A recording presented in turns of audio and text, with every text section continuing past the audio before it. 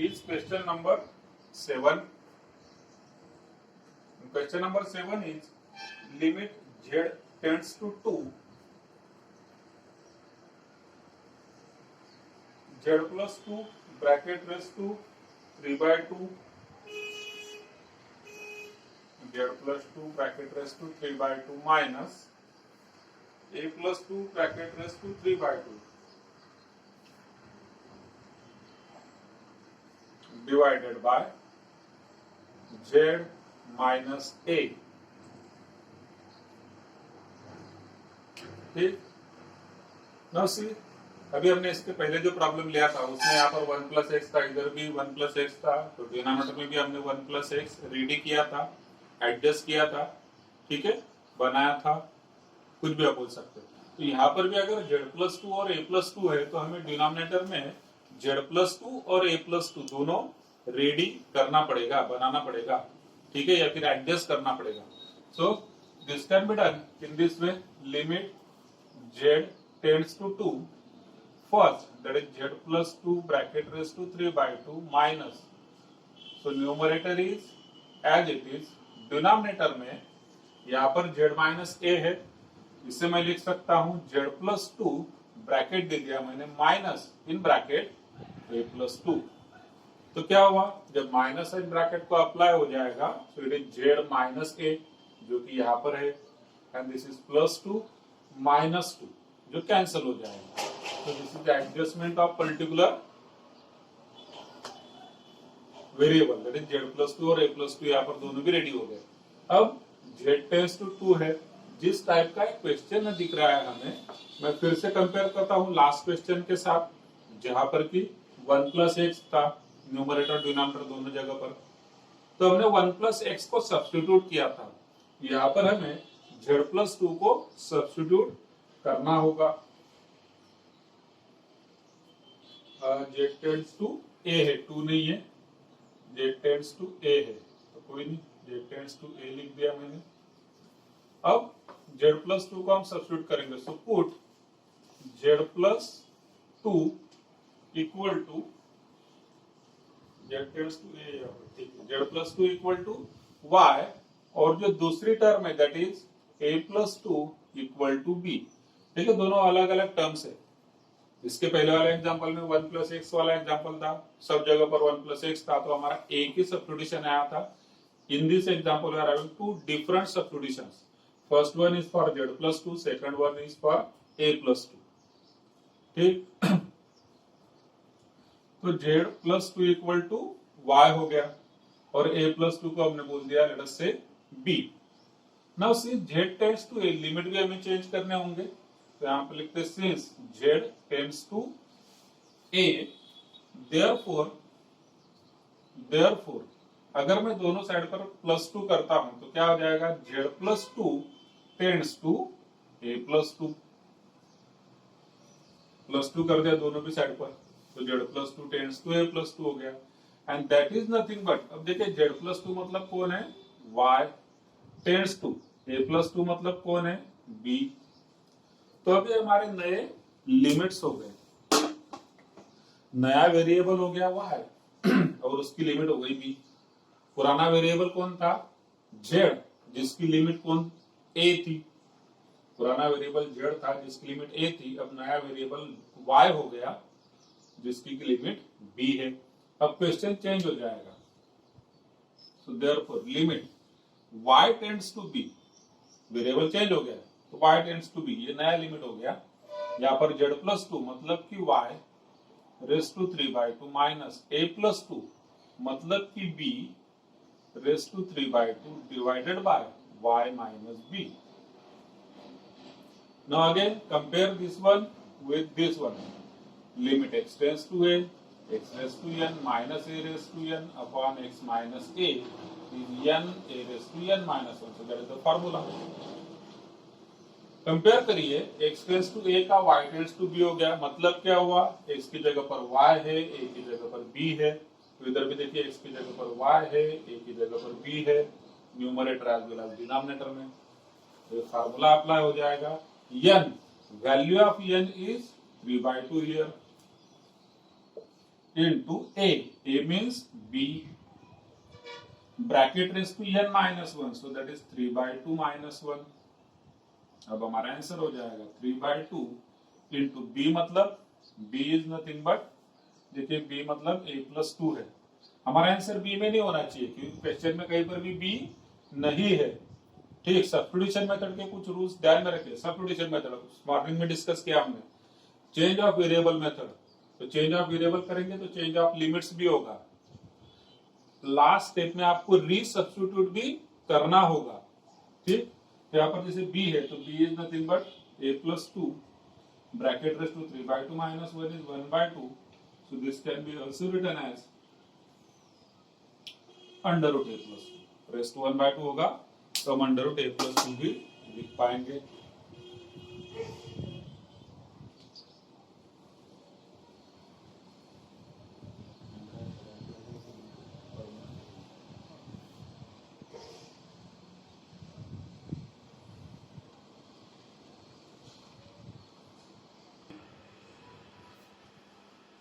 Limit x tends to 1, x cube x raised to 5 plus and so on x raised to 2n minus 1 minus n divided by x minus 1.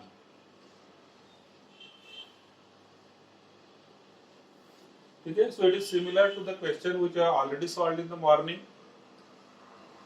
त्या ठिकाणी x, x square, x cube अशा terms होत्या up to x raised to n. So there were n terms in powers of x. Here also we are having n terms in powers of x, but the powers are odd powers, 1, 3, 5 up to 2n minus 1. So these are odd powers. Now let us start. So in this question, जैसे हमने सुबह question solve किया था इसी तरीके से करेंगे। Limit x tends to 1, x x cube x raise to 5 up to x raise to 2n minus 1, और आगे जो माइनस n है it will be written as minus in bracket 1 plus 1 plus 1 up to how many times, n times, up to n times, and whole divided by x minus 1. ठीक, now what, morning में हमने क्या किया था, -1 यहां से एक एक, ये सारे -1 है क्योंकि माइनस साइन बाहर है तो ब्रैकेट में जब अप्लाई हो जाएगा तो it will become -1 -1 -1. Now each -1 will be combined with और will be paired with this term, that is x cube. So it will become like this, limit x tends to 1 bracket में x minus 1, फिर x cube minus 1, फिर x raised to 5 minus 1. चलिए लिख लेता हूं एक बार, ऐसे कहां तक जाएगा, x raised to 2n minus 1 minus 1. सारे जो 1 है माइनस हो गए इन सब पावर्स के साथ, whole divided by x minus 1.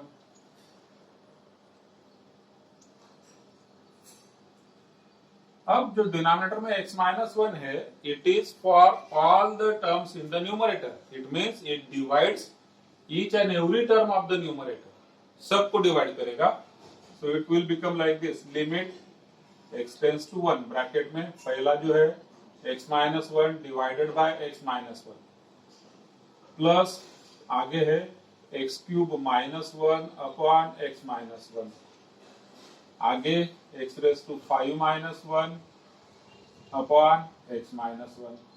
इसी तरीके से आगे चलते जाएंगे तो आएगा x raise to 2n minus 1 upon x minus 1.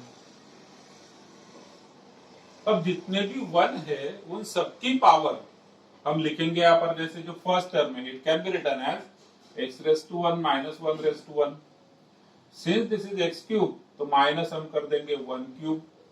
This is x raise to 5 तो माइनस हो गया 1 रेज टू 5. देखिए 1 की जो भी पावर होगी it is always equal to 1. अगर यहाँ पर x raise to 2n minus 1 है तो इधर भी मैं लिख दूंगा 1 रेज टू 2n minus 1. ठीक,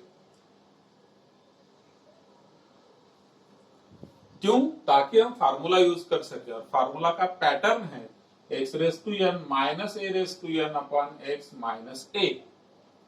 उसका आंसर होता है एन, जैसे कि फर्स्ट केस में एन कितना है 1, ए रेस टू ए की वैल्यू भी 1 है, एन माइनस 1 मतलब 1 माइनस 1 विच इज 0, प्लस यहाँ पर एन की value 3 into 1 raise to 3 minus 1 मतलब 2, प्लस यहाँ पर एन की वैल्यू है 5 इंटू 1 रेस टू 5 माइनस 1 मतलब कि 4, plus and so on up to यहाँ पर एन की वैल्यू है 2n minus 1 into a raise to मतलब कि 1 raise to 2n minus 1 minus 1 it will become 2n minus 2। ठीक, now this is nothing but ये तो हो गया 1 प्लस यहाँ पर 3 5 ऐसे कहा तक 2n माइनस 1 तक। मॉर्निंग में क्या आ रहा था इसका आंसर 1 2 3 4 अप टू n, यहाँ पर हो गया 1 3 5 up to 2n minus 1। Now this is nothing but sum of first n natural odd numbers, sum of first n natural odd numbers। ठीक, और उसका फार्मूला होता है n square sequence and series से। तो ये आपका आंसर हो गया। कुछ डाउट है तो पूछ लीजिए। बहुत ही फेंट दिख रहा है बट सुनाई तो क्लियर दे रहा होगा। Now, before starting question number 4, let us write down the theoretical definition of limit. So, definition of limit. Theoretical definition of limit. In his own words, if given epsilon greater than 0, this is not belongs to, this is epsilon. Okay, मैं फिर से लिखता हूं, शायद दिख नहीं रहा होगा। तो if given epsilon greater than 0, there exist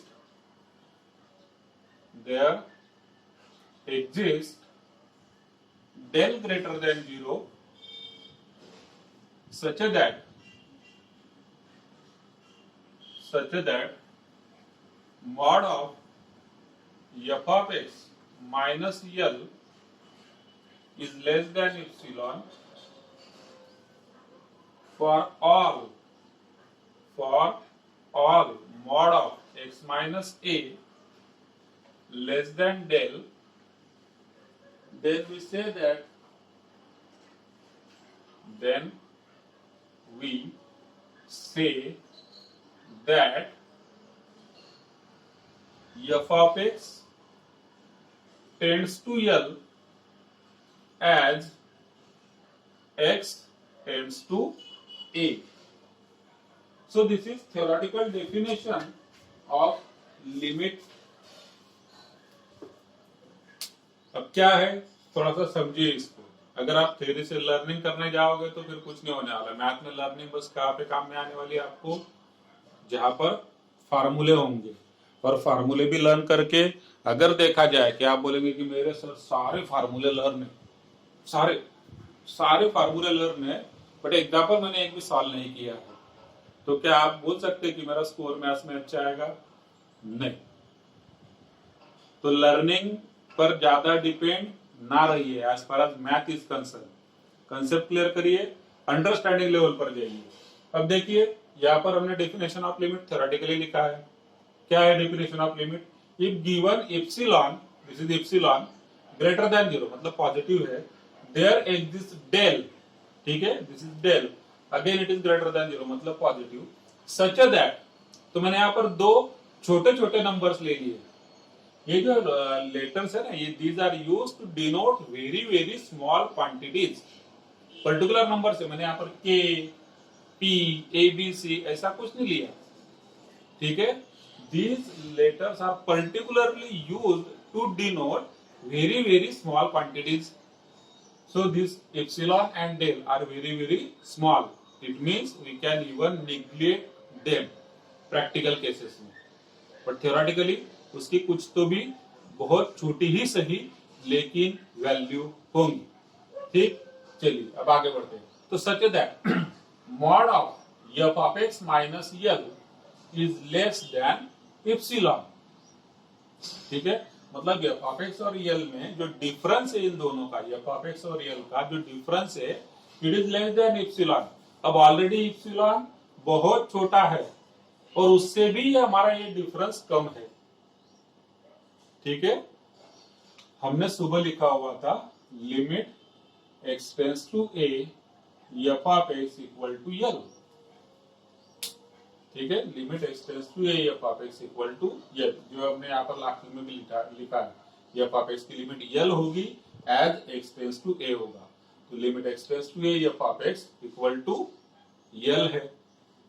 अब इसका अगर लिमिट यल है तो एफ ऑफ एक्स और यल में जो डिफरेंस होगा that difference will be very very small, बहुत निग्लिजिबल होगा. मॉर्निंग में देख रहे थे जब स्टार्ट किया तो हमारा यल का आंसर 6 है, लेकिन एक्चुअल आंसर 6 होता है क्या? नहीं, 5.9999 ऐसे कुछ आंसर हो सकता है. तो ये जो बहुत छोटा सा डिफरेंस है it is given over here. For all mod of x minus a less than del. Similarly जो since x tends to a है तो x is very very close to a, तो इसका मतलब क्या हुआ कि एक्स और ए का जो डिफरेंस है वो बहुत बहुत छोटा है, बहुत कम है. ठीक है, so let it be less than del. तो डेल ऑलरेडी छोटा नंबर है, उससे भी ये छोटा है. ठीक, अब ये कहलाता है हमारा डेफिनेशन ऑफ लिमिट. तो ये कंडीशन है आपके पास दो, ये कंडीशन है, दो कंडीशन. इप्सिलॉन और डेल ग्रेटर देन 0 मतलब positive number. Okay fine. Limit exist करने के लिए ये वाला लिमिट हुआ. ठीक है, ये आप यहाँ पर भी लिख सकते हैं. दैट इज, चलिए इधर लिख ही देता हूं मैं तो आप प्रॉपरली समझ पाओगे. That is limit x tends to a f of x equal to l. ये यहाँ पर एग्जिस्ट करता है तो हम इस तरीके से लिख सकते हैं. अब कंडीशन क्या है? तो दो चीजें जरूरी है यहाँ पर आपके लिए. एक तो ये वाली क्या, mod of x minus a less than del, छोटा सा नंबर. दूसरी वाली mod of f of x minus l is less than epsilon. Now based upon this we are having fourth question, theoretical question है. In the following examples given epsilon greater than 0, so this is given.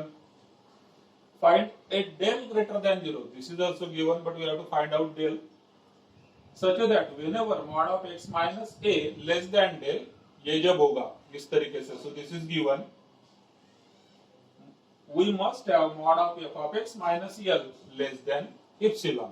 ठीक, तो यहाँ पर ये सारे question के लिए given क्या है?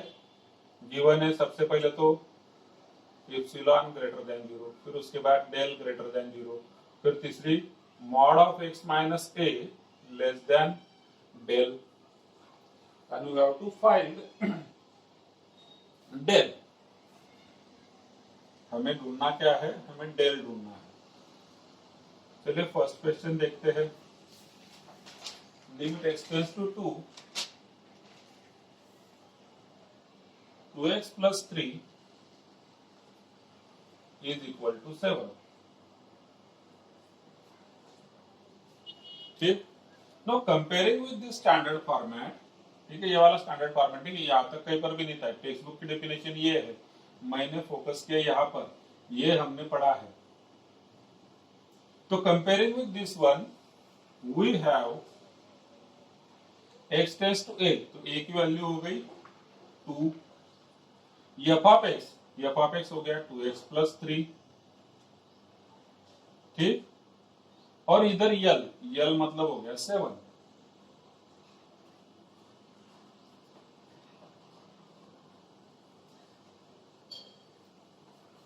ठीक, now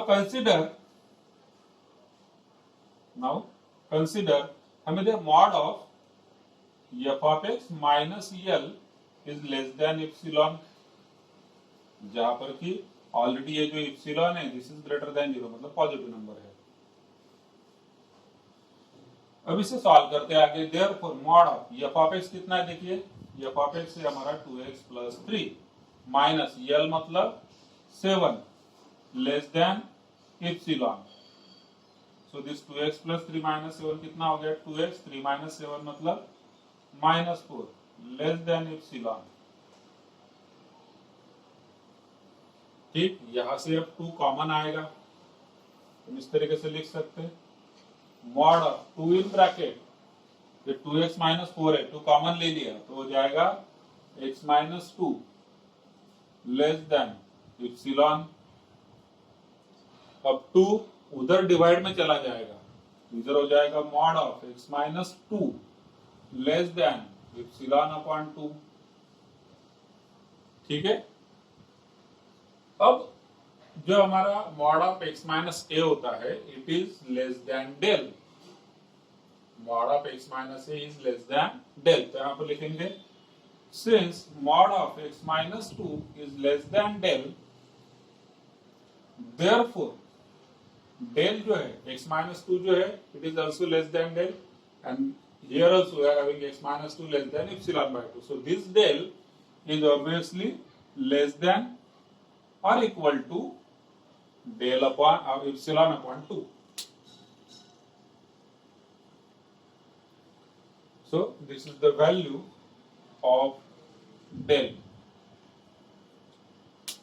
Del is less than or equal to epsilon upon 2, दोनों कंडीशन से हमने प्रूव किया। यहाँ पर mod of x minus 2 less then epsilon upon 2 है, इधर लेस देन डेल है, तो डेल जो है इससे भी कम होगा या फिर इसके साथ हो सकता है इक्वल भी हो। तो ये फर्स्ट हुआ, इसमें थर्ड और थोड़ा सा ट्रिकी है, इसी में आगे बढ़ना है और थोड़ा सा। तो क्वेश्चन थर्ड देखते हैं। x tends to 2 x square minus 1 equal to 3। Just a second,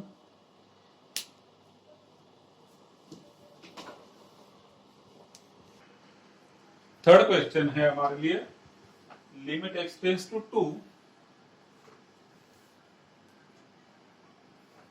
x square minus 1 equal to 3.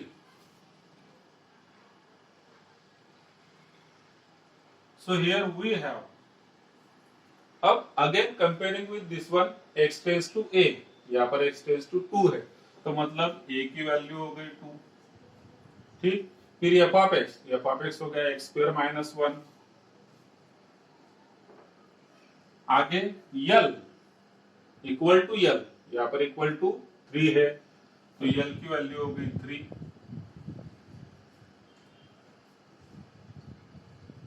Now again similarly consider f of x minus l। यहाँ पर लेते हैं consider mod of f of x minus l is less than epsilon। So therefore mod of f of x कितना है, x square minus 1 minus यल मतलब -3 less than epsilon. थोड़ा सा और अच्छे से निकालो इसको।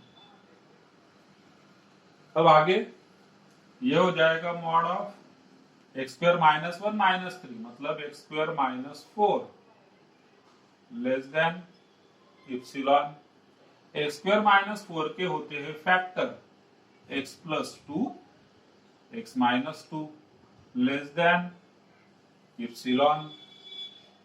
अब हमें जो शो करना है it is the relation of x minus a less than del type.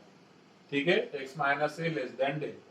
तो यहाँ पर x माइनस ए तो है लेकिन साथ में x प्लस ए भी आ गया, तो हमें इस पर्टिकुलर x प्लस 2 का भी रेंज देखना होगा कि ये जो x प्लस 2 है ये कहां से कहां तक वेरी करेगा। जब ये कब देखना है आपको, जब x minus 2 less than del होगा, तो मॉड ऑफ x माइनस 2 कितना होना चाहिए, लेस देन डेल। यहाँ पर हम मॉड सेपरेट भी कर सकते हैं, चलिए, और आपको ध्यान में आएगा mod of x plus 2 multiplied by mod of x minus 2 is less than epsilon. तो हमें तो इंटरेस्ट बस खाली मॉड ऑफ x माइनस 2 और इप्सिलॉन में है। मॉड ऑफ x प्लस 2 की हमें कुछ ना कुछ वैल्यू चाहिए, मॉड ऑफ x प्लस 2 नहीं चाहिए। ठीक है, so for that will do something. यहाँ पर एक नंबर इक्वेशन हम देकर छोड़ देते हैं इसे। अब x+2 के ऊपर वर्कआउट करना है हमें, ठीक है। तो वी हैव, अब हमें ये भी मालूम है कि मॉड ऑफ x-2 मतलब कि mod of x-a is less than del, so it is less than del, ठीक।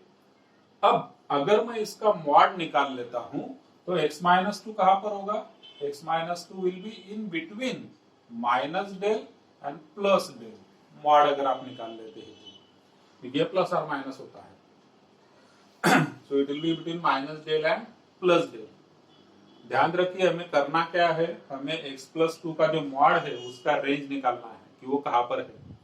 तो मैंने यहाँ पर x-2 का रेंज निकाल लिया। अब -2 मैं दोनों साइड पर लेकर जाऊंगा तो +2 हो जाएगा, -2 इधर आया तो हो गया +2 minus del less than x, फिर अगेन लेस देन, -2 उधर जाएगा तो हो जाएगा +2 प्लस डेल।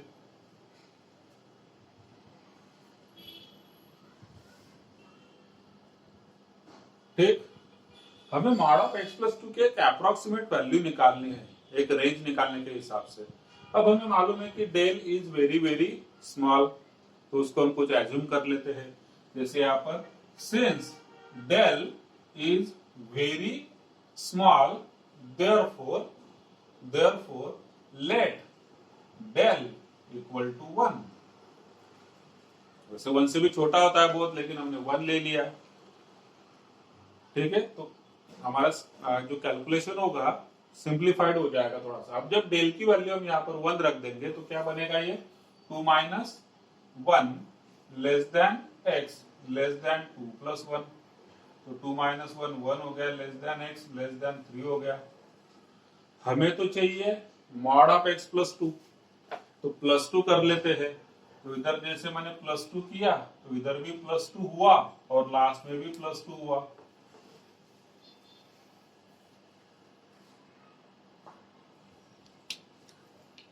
तो इसका मतलब हुआ 3 less than x+2 less than 5, ठीक। तो हमें तो मॉड ऑफ x+2 का चाहिए, तो मॉड कहां पर होगा, therefore mod of x+2 is less then, यहां पर देखिए आपने, जैसे यहां पर मॉड ऑफ x-2 लिया था लेस देन डेल, इसका मतलब होता है माइनस डेल से लेकर प्लस डेल तक, तो ये भी आपका -5 से लेकर +5 तक है, क्योंकि इसके नीचे नंबर इधर चल सकता है, 3 के नीचे कोई भी नंबर चलेगा, तो 3 के नीचे -5 नीचे ही आने वाला है, तो mod of x+2 is less then 5, ठीक। नाउ अगेन फ्रॉम 1 हम एक नंबर में फिर से जाएंगे, so from first this mod of x+2 which is less then 5, तो हमने यहां पर ले लिया 5 into mod of x-2 less than epsilon, less than 5 से मतलब 5 से कम होगा, ठीक। तो हमने यहाँ पर 5 ले लिया। अब मॉड ऑफ x-2 कितना होगा, is less than epsilon upon 5। Now mod of x-2 is nothing but del, ठीक है, mod of x-2 is less than del, तो देयरफॉर नाउ सिंस मैं लिख लेता हूं, since mod of x-2 less than del, therefore del less than epsilon upon 5, ठीक। तो अब मेरे पास डेल की दो वैल्यू हो गई, एक तो हो गई del less than epsilon upon 5 और एक तो वो वैल्यू हो गई जो मैंने एज्यूम किया था, डेल इक्वल टू 1। तो अब इन दोनों में से जो भी वैल्यू कम होगी डेल की, that will be taken under consideration, ठीक है, उसको हम कंसिडर करेंगे। तो उसको कैसे लिखेंगे, इधर लिख लेता हूं, ठीक। आई होप आपने लिख लिया होगा, तो मिटाता हूं। उसके बाद डेल लेस देन 5 के बाद therefore take del equal to minimum of, क्योंकि डेल छोटा नंबर होता है तो मिनिमम ऑफ, हमने कौन कौन से वैल्यू लिए, इप्सिलॉन अपॉन 5 और 1, so minimum of epsilon upon 5 comma 1, तो ये हो जाएगा आपका answer. So just theoretical question है, बोर्ड के हिसाब से है, बाकी बहुत ज्यादा कॉम्पिटिटिव में तो हमें इतना सॉल्व नहीं करना होता है।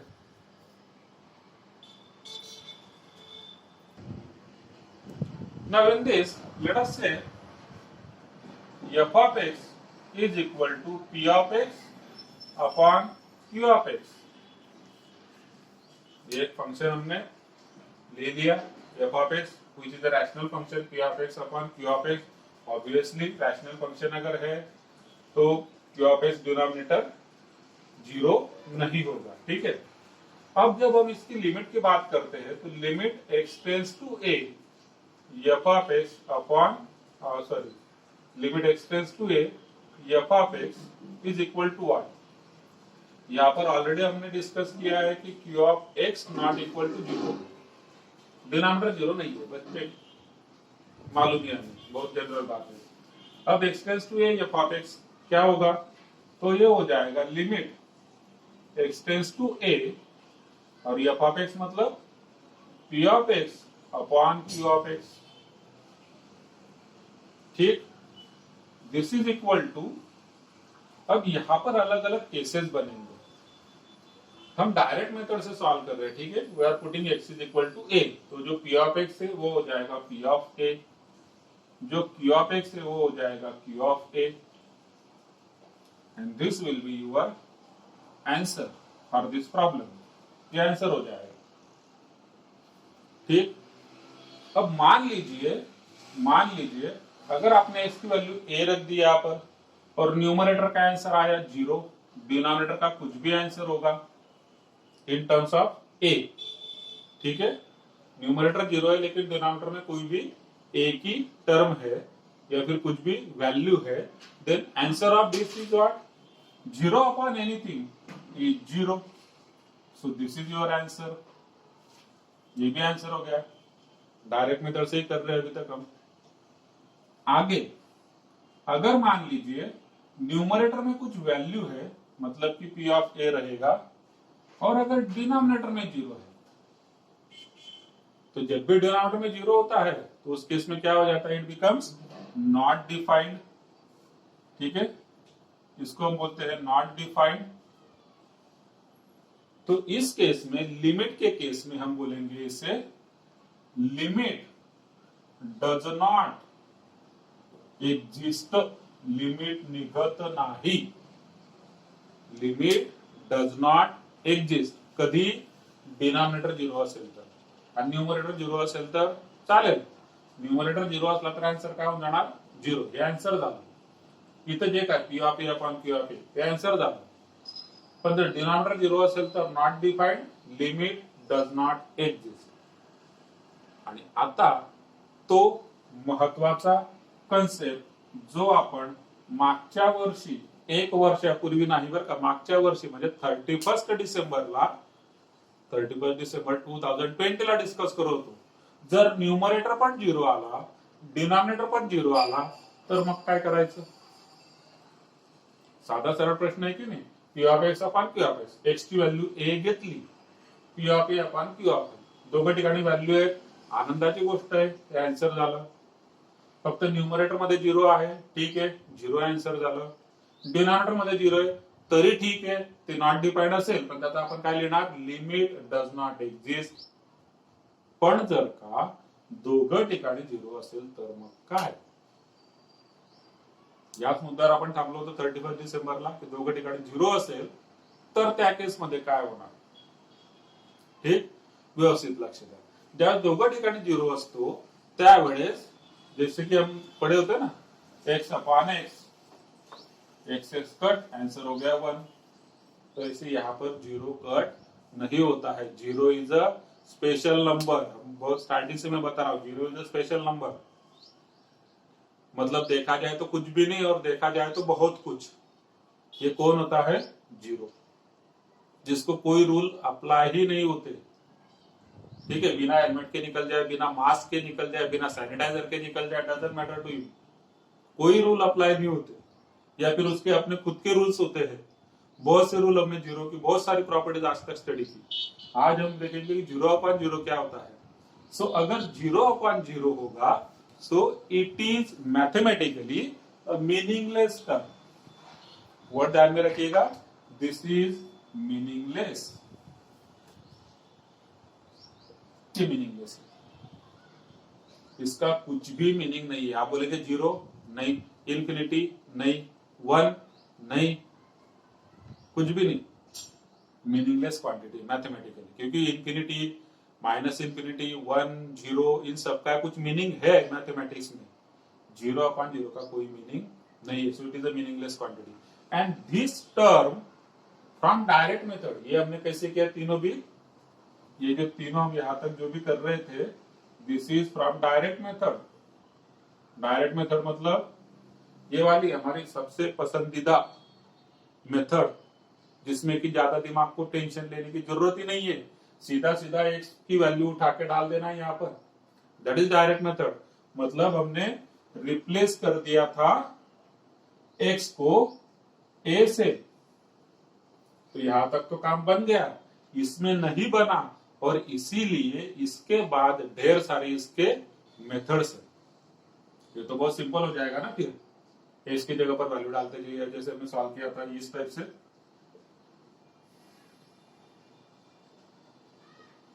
क्या रह गया इसमें, क्या है, ये तो 7th 8 में भी तो वही करते थे। ये हो गया 1+2, ये हो गया 1-3, जो भी आंसर आएगा 3/-2 आंसर हो गया। कभी ऊपर जीरो हो जाएगा, कभी नीचे जीरो हो जाएगा, तो भी कोई प्रॉब्लम नहीं है। प्रॉब्लम कब है, जब दोनों भी जगह पर जीरो होगा, ठीक। और ये बहुत इंपॉर्टेंट चीज है, और ऐसा अगर होता है तो in that case we are having different methods to evaluate the limits. Clear है ये वाला कंसेप्ट? यहाँ तक किसी को कुछ डाउट है क्या? आप बोलेंगे सर कैसे न्यूमरेटर में जीरो होगा? देखिए यहाँ पर इस वाले एग्जांपल को मैं अलग अलग तरीके से बताता हूँ। ये तो हो गया पहला तरीका, आंसर है, ठीक है। अब देखते हैं दूसरा तरीका, न्यूमरेटर में जीरो, इधर मैंने कर दिया मान लीजिए -1, बाकी सब सेम है। तो यहाँ पर क्या हो जाएगा, न्यूमरेटर में 1 - 1 कितना हो गया, जीरो।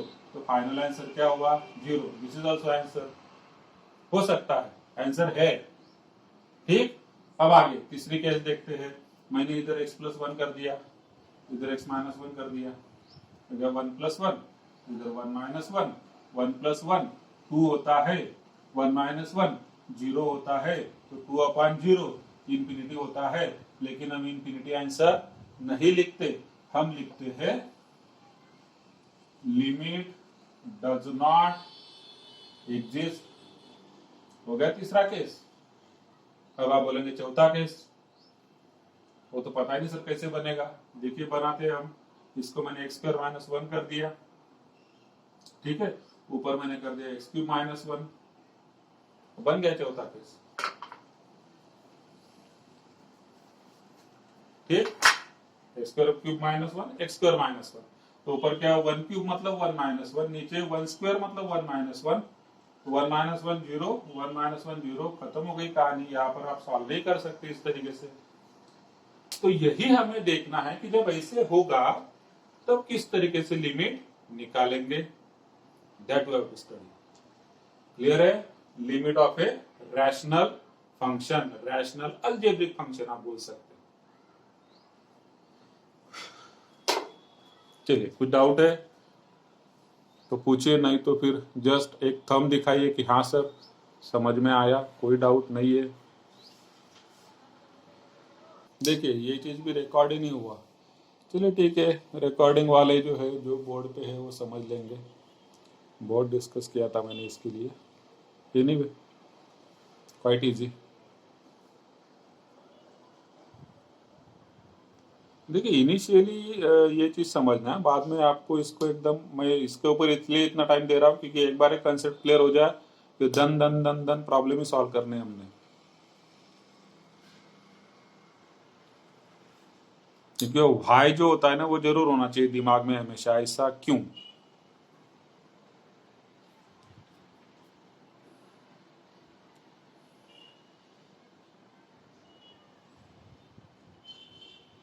चलिए एक्सरसाइज स्टार्ट करते हैं 7.2। हाँ, एक्सरसाइज 7.2 कार्यक्रम नंबर पहला, evaluate the following limits.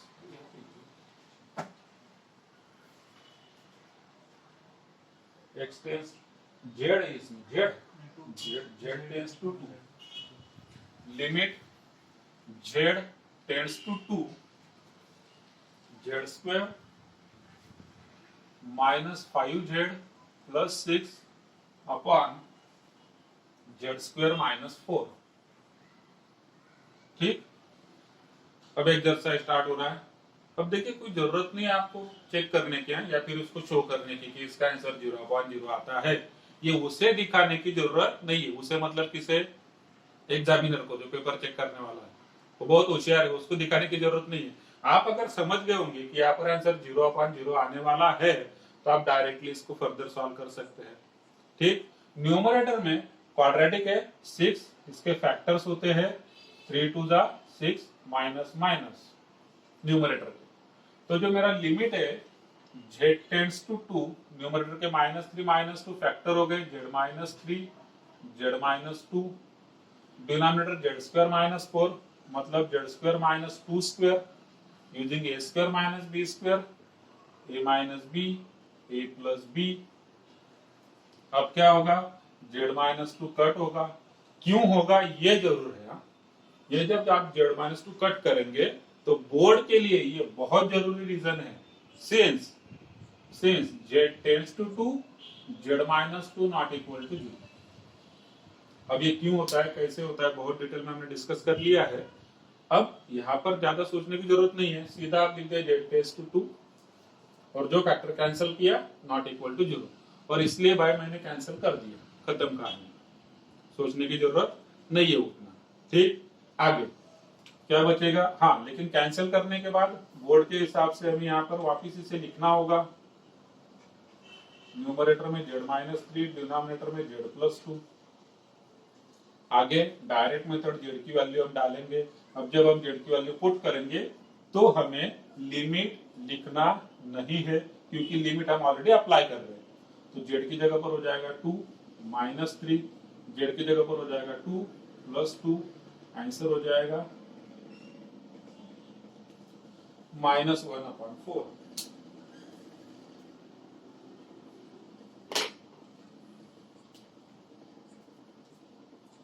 Third question, limit x tends to -3, numerator में है x+3, डिनोमिनेटर में, अच्छा ये कौन सा था, चलिए थर्ड ही लेते हैं ना, y टेंड्स टू 0 है। थर्ड एग्जांपल लेते हैं, limit y tends to 0, numerator में 5y³ plus 8y², 5y³ plus 8y², denominator में 3y⁴ माइनस 16y²।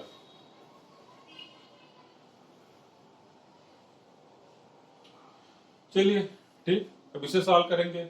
हम फैक्टराइज करना पड़ेगा to find out the common factor. अब यहाँ पर जैसे z टेंड्स टू 2 था तो कॉमन फैक्टर z -2 हो गया, यहाँ पर होगा y -0 मतलब y, y -0 मतलब y, ये कॉमन फैक्टर होगा। तो हो गया limit y tends to 0, numerator में यहाँ पर y³ है, इधर y², तो y² कॉमन हुआ, ब्रैकेट में क्या बच जाएगा 5y प्लस 8, डिनोमिनेटर में भी दोनों जगह से y² कॉमन निकलेगा, ब्रैकेट में होगा यहाँ पर 3y⁴ था तो हो जाएगा 3y² माइनस 16y² में से y² कॉमन लिया तो हो जाएगा 16। अब ये y² और ये वाला y² कट हो जाएगा, क्यों, since y tends to 0 y² not equal to 0, y tends to 0 मतलब y नॉट इक्वल टू 0, तो y 0 नहीं होगा तो y² भी 0 नहीं होगा, और इसलिए हमने कट किया। अब जो रिमेनिंग है उसे हमें लिखना होता है एक बार और, 5y plus 8 upon 3y² minus 16। अब हम y की वैल्यू 0 रख देंगे, डायरेक्ट लिमिट, तो 5 into 0 0 plus 8 upon 3 into 0, 0 minus 16. So this is 8 upon minus 16, which is minus 1 upon 2.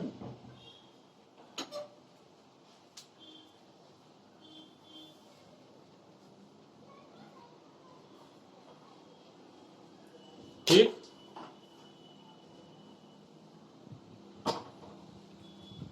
Fifth वाला देखिए,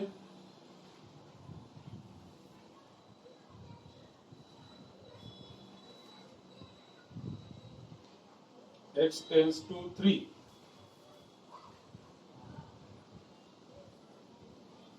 x square plus 2x minus 15, denominator में x square minus 5x plus 6,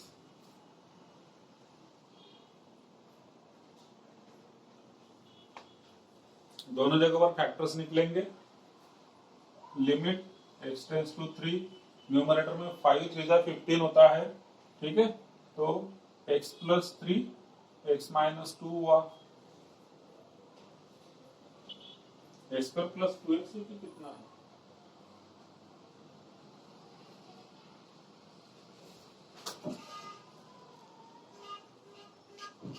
अच्छा 5 3 15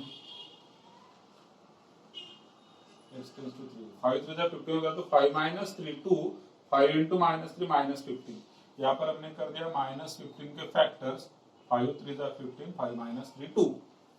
डिनोमिनेटर में already हमने निकाला हुआ इधर 6 के ऐसे फैक्टर जिनकी सम होती है minus 5, so they are minus 3 minus 2, x minus 3 x minus 2।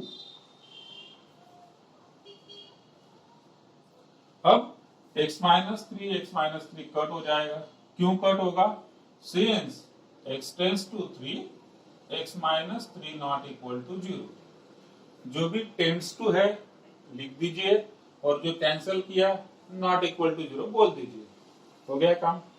आगे limit x tends to 3, numerator में बचा x प्लस 5, डिनोमिनेटर में बचा x माइनस 2। अब मैं वैल्यूज पुट कर दूंगा, x की वैल्यू 3 रखना है हमने, तो ऊपर हो जाएगा 3 प्लस 5, नीचे होगा 3 minus 2, 3 plus 5 8 upon 1 which is equal to 8।